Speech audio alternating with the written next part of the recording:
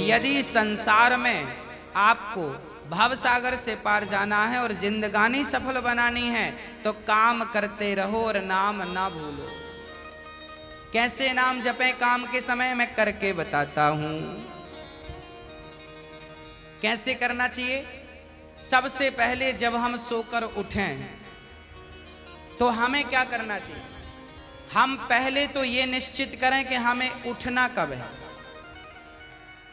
हमें कब उठना चाहिए? सूर्योदय के पहले। सूर्य उदय के पहले जो लोग उठ जाते हैं, जिस घर के लोग उठते हैं, कहते हैं सूर्य उदय के पहले आपके घर में झाड़ू लग जाए, आपका मेन गेट खुल जाए, खिड़कियां खुल जाएं और सूर्य का पहला प्रकाश यदि आपके घर पे आया तब तो आपके घर में सुख शांति और समृद्धि की कभी कमी हो नहीं सकती। जीवन में दुख वो लोग पाते हैं जिनके 7 बज गए, सूर्य भगवान आ गए, अभी तक दरवाजा नहीं खुले, खिड़कियां नहीं खुली, सो रहे हैं, राक्षस राज अभी सो रहे हैं। 7 बज गए, सूर्य भगवान सिर पे चढ़ रहे हैं, अभी तक आप सो रहे हैं। क्या ये हमारी सभ्यता, हमारा संस्कार है? ना, हमारे संस्कार हैं जब हम छोटे थे ना, ये दास अपनी बात कर रहा है, जब हम 10 वर्ष के थे तब हम मंदिर में पूजा करते थे। हम मंदिर में, हमारे पिताजी मंदिर में पुजारी थे, एक मंदिर की पूजा करते थे। तो हम जब 10 साल के थे तब हम 4 बजे स्नान करके 5 बजे पूजा खत्म करके और 5 से 6 बजे तक में सुंदर कांड का रोज पाठ करते थे, हनुमान चालीसा का रोज पाठ करते थे, रोज पाठ करते थे। 6 बजे, सवेरे 6 बजे मंदिर की पूजा और पाठ करके बाहर आ जाते थे अपने काम के लिए, और 6 बजे बाहर आकर गाय के लिए घास लेने के लिए खेत चले जाते थे। चारा काट करके गाय को खिलाते थे, फिर नाश्ता करते थे, फिर रोटियां, नाश्ते में रोटी और अचार खाते थे। हाँ, कभी गुड़ भी खा लेते थे रोटी के संग। ये दिनचर्या थी। पहला काम हमारा भगवान को धन्यवाद देना होना चाहिए, गौ सेवा होनी चाहिए। ये हमारे संस्कार, हमारा रक्त, हमारे रक्त में है। ये बिना पूजा किए अच्छा ही नहीं लगता। तो क्या करो? सूर्य उदय के पहले, सूर्य भगवान कब उदय हो रहे हैं? लगभग आप 5:30 बजे बिस्तर त्याग दो। बिस्तर त्यागने के पीछे भी कारण कैसा है, कैसे त्यागना है? डायरेक्ट उठ के चलना नहीं है। सबसे पहले जैसे ही आपकी आंख खोले, आंख खोलते ही राम नाम ते ही सुमिरन कीन्हा, हृदय हरस कपि सज्जन चीन्हा, यही सन हठ करी हूं पहचानी, साधु ते हो ही न कारज हानि। हनुमान जी जब लंका में गए और विभीषण की कुटिया पर गए तो विभीषण सवेरे 4 बजे जागे और जागते ही उन्होंने क्या बोला? राम। अर्थात आप जब जागें तो जागते ही राधे कृष्ण, सीताराम, श्रीमन नारायण, भगवान का नाम हरे कृष्ण कृष्ण कृष्ण हरे जपें। भगवान का नाम लेते हुए बिस्तर से उठें, उठकर बैठ जाएं। बिस्तर पर सीधे पड़े थे, उठ के बैठ गए। बैठकर क्या करना है? भगवान का नाम, हे प्रभु आज का दिन आपने दिया उसका धन्यवाद। फिर दोनों हाथ का ऐसे मंथन करना चाहिए, और जब हाथ गर्म हो जाए तो फिर हमें हथेली को ऐसे खोलना चाहिए। खोलने के बाद हमें एक मंत्र पढ़ना चाहिए। मंत्र याद ना हो तो आप ऐसा करो, कराग्रे वसते लक्ष्मी, कर मध्य सरस्वती, कर मूले तु गोविंदा, प्रभाते कर दर्शनम। कराग्रे वसते लक्ष्मी, कर के अग्रभाग में लक्ष्मी का वास होता है। यहाँ कराग्रे वसते लक्ष्मी, कर मध्य सरस्वती, यहाँ सरस्वती का वास होता है, और पूरे हाथ में भगवान कृष्ण का, नारायण का वास होता है। कर मूले तो गोविंद। तो दोनों हाथों का मंथन, यहाँ लक्ष्मी का ध्यान सवेरे करेंगे तो आपके घर में लक्ष्मी आएगी, सवेरे से ध्यान होगा। सरस्वती का चिंतन करेंगे तो आपकी वाणी से दिन भर कोई गलत शब्द नहीं निकलेगा, गलत वाक्य नहीं निकलेगा, गलत विचार नहीं निकलेंगे, आपकी वाणी से कोई दुखी नहीं होगा। और गोविंद का ध्यान करेंगे, मेरे नारायण मेरे कृष्ण का ध्यान करेंगे तो आपको सब कुछ मिलेगा। तो पहले दोनों हाथों का मंथन करके दर्शन करें, फिर दोनों हाथों का मंथन करके जब हाथ गर्म हो जाए तो अपने चेहरे पर लगाएं, अपने नेत्रों पे वो हाथ लगाएं। और उसके बाद सबसे पहले उठकर आप अपने बच्चों को ये चीजें समझाएं। सबसे पहले उठकर आप पृथ्वी माता को प्रणाम करें। पृथ्वी माता को, हे पृथ्वी माता, आपका धन्यवाद, आपने हमें एक अवसर दिया है। आपके ऊपर हम कितना पाप करते हैं, हाँ, मलमूत्र जैसी गंदगी त्यागने के लिए हम मजबूर हैं। माँ हमें क्षमा करना, पृथ्वी माँ को प्रणाम करना चाहिए। उसके बाद आप अपना पांव बिस्तर के नीचे रखें, हाँ, उसके बाद बिस्तर के नीचे पांव रखें। और सबसे पहले सवेरे बढ़िया सा पानी पेट भर के पीना चाहिए। मैं थोड़ा स्वास्थ्य की बात भी आपके लिए कर दूं। बच्चों को तो जानकर रात के तांबे का बर्तन जानते हैं, कॉपर, तांबे के लोटे में धुलकर पानी भर दो, उसे ढक दो, और वही तांबे के बर्तन में जो रात भर से पानी पड़ा था उस पानी को सवेरे बच्चों को पिलाओ। वो तांबे के पात्र का जब पानी बच्चे पिएंगे तो वो बच्चों की बुद्धि प्रखर होगी, बच्चे प्रखर बुद्धि वाले होंगे। यदि आपके घर में चांदी का सिक्का है तो आप लोटे पर चांदी का सिक्का भी डाल सकते हैं, नहीं है तो कोई बात नहीं। चांदी का सिक्का जब लोटे पे डालेंगे और उसमें पानी भरेंगे, पानी का स्पर्श चांदी और तांबे से जब होता है तो पानी शुद्ध हो जाता है, पानी के दोष समाप्त हो जाते हैं और पानी की शक्ति बढ़ जाती है।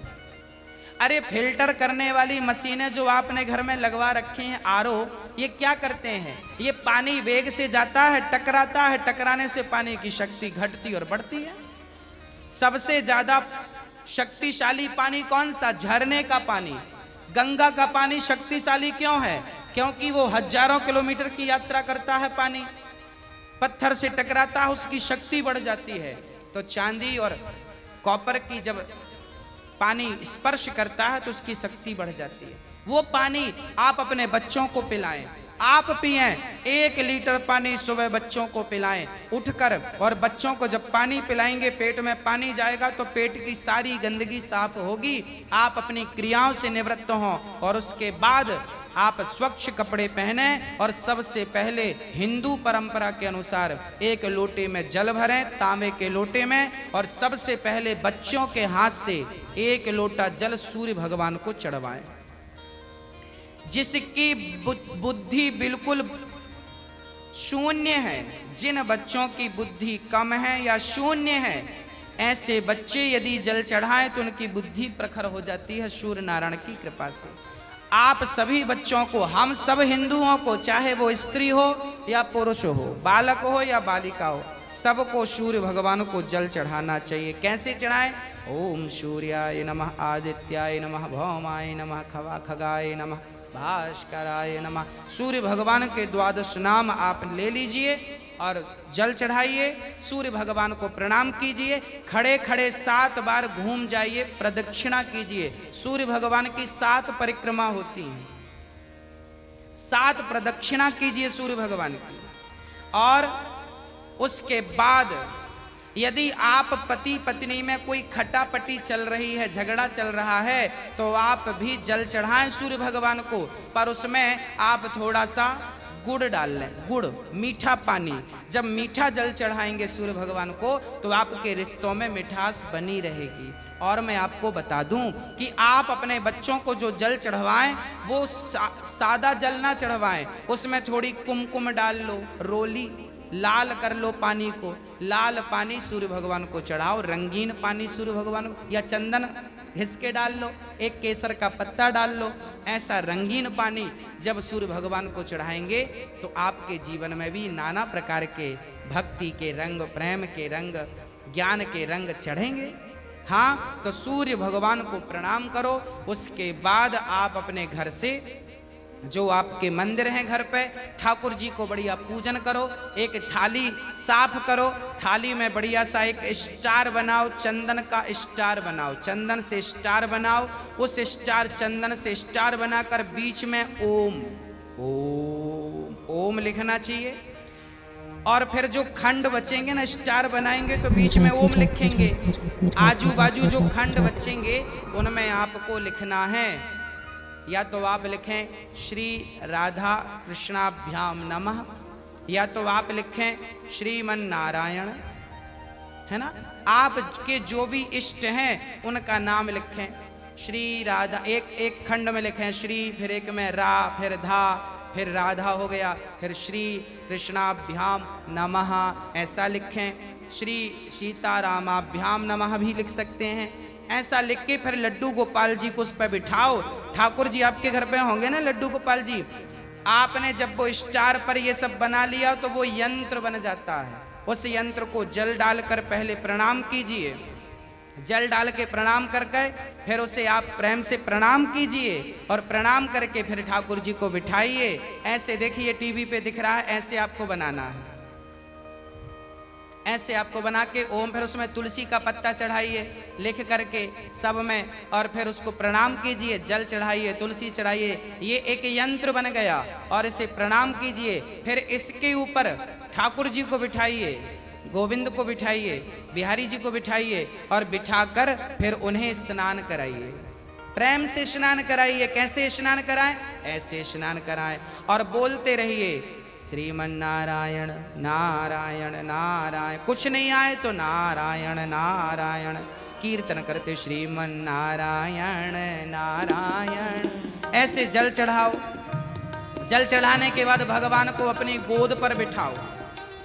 अपनी गोद पर बिठाकर बड़े प्रेम से उन्हें बढ़िया कपड़े से पोंछो, साफ करो। बच्चे को भी आप नहला के पोंछते हैं, बच्चे को बढ़िया पोंछिए, उन्हें साफ करिए। और जब भगवान को आप बढ़िया से साफ करें, उसके बाद उन्हें उनकी आसन पर बिठावें, और आसन पर बिठाने के बाद उनको फिर बढ़िया से वस्त्र पहनावें, और वस्त्र पहनाने के बाद उनका श्रृंगार करें। श्रृंगार करने के बाद जब पूरा श्रृंगार हो जाए तो ठाकुर जी को दर्पण दिखावें, है ना। फिर भगवान जी को दर्पण, आप लोग भी दर्पण देखते हैं कि नहीं? ऐसे ही ठाकुर जी को दर्पण दिखाना चाहिए। प्रभु देखिए आज दास ने आपका ऐसे श्रृंगार किया है, ये आपका श्रृंगार है, ऐसे दर्पण दिखाओ भगवान को। हाँ, भगवान को बढ़िया सा दर्पण दिखाओ। भगवान को दर्पण दिखाकर फिर उनको प्रणाम करो, और प्रणाम करते हुए कहो त्वमेव माता। बोलो मेरे संग सभी लोग, बोलो त्वमेव माता च पिता त्वमेव, त्वमेव बन्धुश्च सखा त्वमेव, त्वमेव विद्या द्रविडं त्वमेव, त्वमेव सर्वं मम देव देव। हाथ जोड़कर भगवान से कहो, हे प्रभु आप ही हमारी माँ हैं, हे प्रभु आप ही हमारे पिता हैं, हे गोविंद आपके सिवा हमारा इस सृष्टि में कोई नहीं है। हे प्रभु माना कि मैं अपराधी हूँ, माना कि मैं पापी हूँ, पर मुझे स्वीकार करना आपका ही काम है भगवान। हे नाथ मैं आपको कभी भूलूं नहीं। एक बार जरा सभी बोलिए, हे नाथ मैं आपको कभी भूलूं नहीं, हे नाथ मैं आपको कभी भूलूं नहीं। हे प्रभु मैं सदा आपका स्मरण करता रहूं, सदा आपका चिंतन करता रहूं। हे नाथ मैं आपको कभी भूलूं नहीं। ऐसी हमें प्रार्थना करनी चाहिए, भगवान को प्रणाम करना चाहिए, बढ़िया सी आरती उतारनी चाहिए, बढ़िया सा भोग लगाना चाहिए, और बढ़िया आरती उतार कर देखो भोग भगवान को, कई लोग ना भोग ऐसी रख देते हैं, ऐसे नहीं, भगवान को एक एक तोड़ करके जैसे हम बच्चों को खिलाते वैसे हमें खिलाना चाहिए, भोग ऐसे लगाना चाहिए। खिलाओ 5 बार, कम से कम 5 कौर तो खिलाओ, खिलाओ भगवान को। खिलाने के बाद फिर आचमनी से जल घुमाओ, भगवान को पानी पिलाओ, है ना, पानी पिलाओ भगवान को।